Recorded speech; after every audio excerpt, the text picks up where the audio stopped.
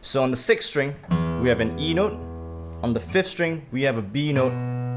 On the 4th string, we have another E note. On the 3rd string, we have a G sharp. On the 2nd string, we have another B. And on the 1st string, we have another E note. If we think of these notes as intervals of the E major triad, we will have a root note on the 6th string, a perfect 5th on the 5th string, another root note on the 4th string, a major 3rd on the 3rd string, a perfect 5th on the 2nd string, and another root note on the 1st string. Now, what if we place a capo on the 1st fret and use the same chord shape? So this is what we're going to do now. So if I place a capo on the 1st fret and I use this same E chord shape, the chord is obviously different. So what chord are we playing right now? So the E note has now become an F note because that's the note on the 1st fret of the 6th string. The B note has now become a C note. On the 4th string, we have another F note. On the 3rd string, we have an A note. 2nd string, we have a C note. And on the 1st string, we have another F note. While the notes do change, the intervals of the triad hasn't changed yet because the shape of this chord didn't change. So again, we have another root note on the 6th string. We have a perfect 5th on the 5th string.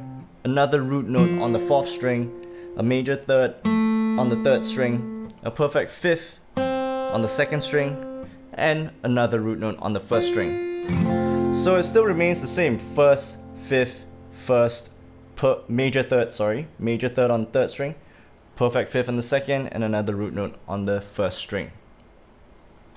So pay attention to the fact that the root note of this chord shape is on the 6th string. So now if I move the capo up to the 5th fret, this note here on the 6th string is an A note. So it would make sense if I put the capo on the 5th fret and I use the same E major chord shape. The chord that I should get now should be an A major chord because I've moved everything up to the 5th fret. So listen to how this sounds. So this is using an E chord shape with a root note on the 5th fret. Now what if I just play a regular A major? See how it's the same chord? One more time. 5th fret, using this E major chord shape. And one more time back to the regular A major.